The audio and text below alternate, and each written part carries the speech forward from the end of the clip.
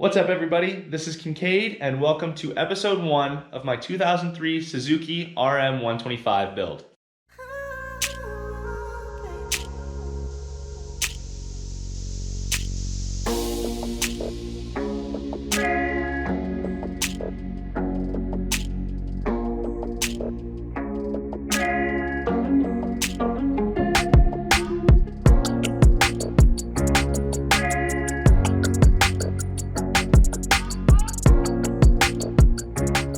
I bought this bike about 6 months ago now, with plans to not start it until now. I had to finish the 1998 YZ125 first, and this Suzuki is the bike that I will be entering in Cambrian Yamala's Broke to Built contest, so we have until the end of April to get this bike done. Now, I keep calling it a bike, but in reality, it's just a huge stack of parts, which is exactly the way I bought it. I drove to Billings and bought this bike from a 13-year-old kid who had bought it from a friend. The bike was not running. He tore it down in hopes of doing a full rebuild, and then decided he got in over his head and sold it to me. Now when I bought it, I tried to do a pretty thorough inspection and all of the components seemed to be in pretty decent shape with not a lot missing. He even did a pretty good job of bagging and labeling things, which every other bike I've bought in pieces has not been done. Everybody just threw every bolt in one box, which makes it very hard. Now that said, I did notice one potential major hiccup after bringing it home, and that is that the bottom of the engine case is covered in JB Weld. Now, if any of you found me from the KX250 build last year, you might know that that crankcase actually had a hole in the bottom of it. And I did not replace that crankcase. I sent it out to Gary at Ironhead Cycle down in Texas, who did an incredible job repairing the hole, made that crankcase like new, and we actually ran it, which I thought was arguably cooler, seeing a weld like that on the bottom of a case and it being repaired to completely usable condition. So the first step in this entire process is going to be dremeling this JB Weld off, and that way I will know if the case is going to be repairable. RM125 case halves are not easy to come by and they are not cheap. So fingers crossed that we can get this thing repaired.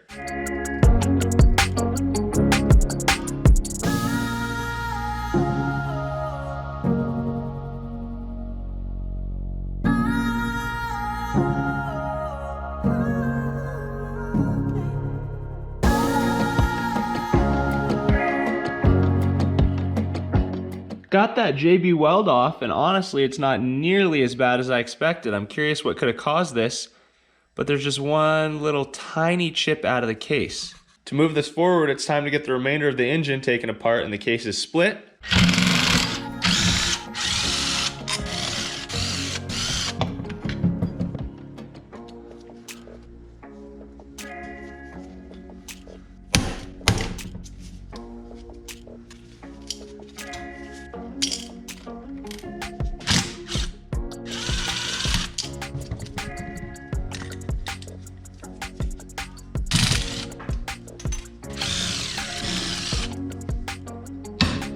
There we go. That might be the most I've ever struggled with one of these, but it's off.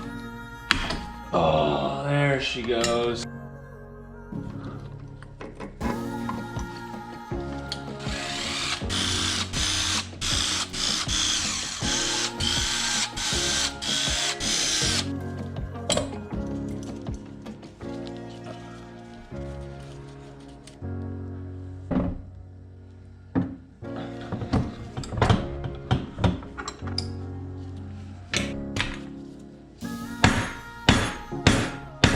I think this shaft is seized into this bearing, is what it's looking like. Because anytime I try and hit that shaft, the whole case goes back down. So I think the solution is heat.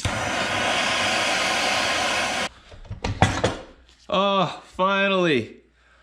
We finally got it. That was a process, and that bearing is completely seized.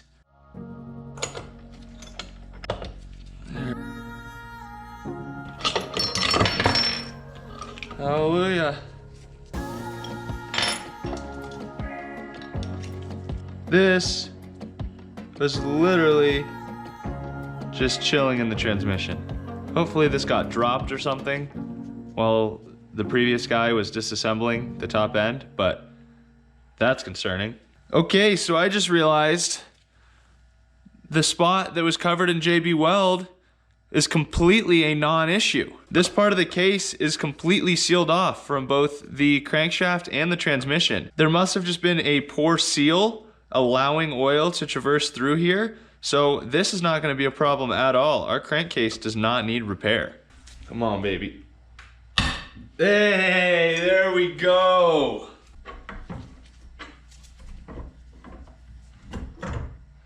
There we go. Wow. I have reached a stopping point for the day. I am really happy to have the cases split, and I am really happy that they're not going to need any repair. That was a process. You never know what you're gonna get with an old engine. I'm guessing the bike was ran without oil based on how everything was seized into the bearings, but luckily none of that resulted in damage to the cases, and we have a good platform for an engine build. Day 2 on the Suzuki RM125. Time to get these cases fully stripped down.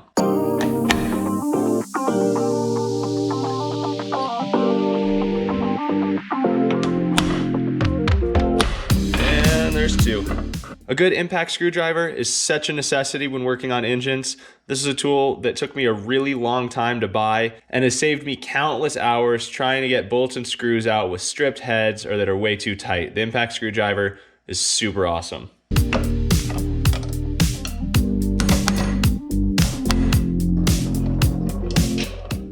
The only reason that I didn't take this out earlier on is because I don't have a deep 12mm socket currently. I need to buy a new one.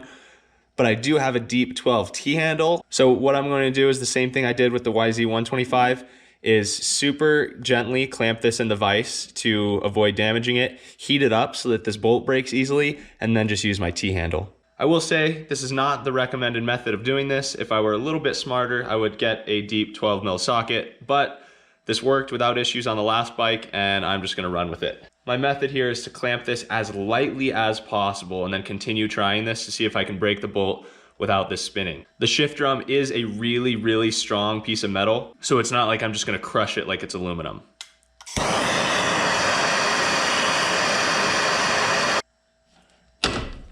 There it goes.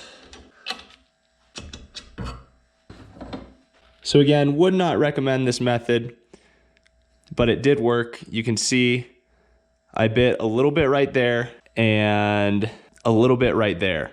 All of the slots where the shift drums actually need to slide are still nice and smooth, no damage, and that is really what we care about. Nothing will ever contact that little portion. So again, much better ways to do that, but it should not cause any problems long term. Now we just have one more retaining bolt to take care of.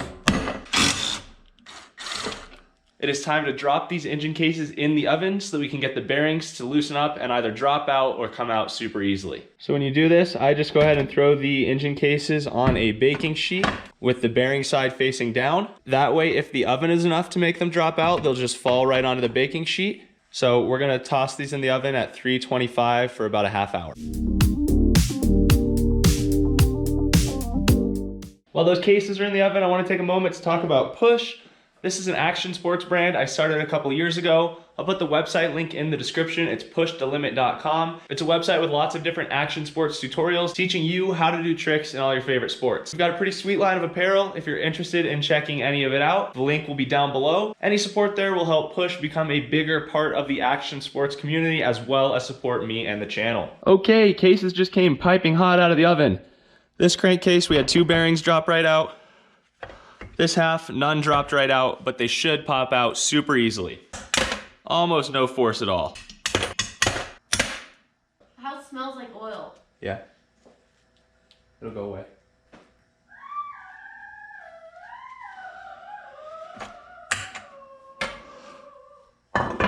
Yep, that's my girlfriend just doing her thing.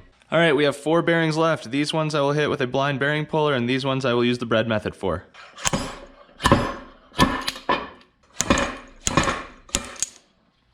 If you're not yet familiar with the bread method, you haven't watched enough of my videos, I will put a link in the description to a video where I thoroughly explain how this method works. Everybody always comments asking why I don't just buy a smaller blind bearing puller, which is a super reasonable question. That said, the bread method is yet to fail me, and I actually just think it's kind of entertaining.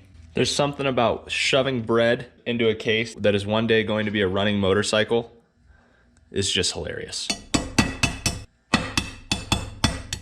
And the bread method prevails once again.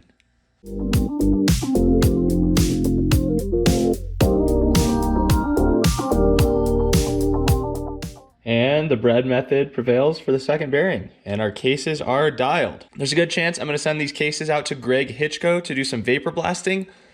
Who votes that I should leave the bread in for him? That is going to do it for episode 1 of the 2003 Suzuki RM125 build. I hope you guys are as excited to see this bike come along as I am to build it. I really think this is going to be my best build yet. I have a lot of really great sponsors on board with this build that I'm excited to share with you guys. For this build, I'll be sharing a lot of progress on my Instagram story as I'm working on it as well. So if you want sneak peeks of what I'm up to with the bike, you can go ahead and follow me on Instagram at KincadeP. I'll put that link in the description as well. Thank you guys so much for watching. I hope everybody has a Merry Christmas and stay tuned for episode 2.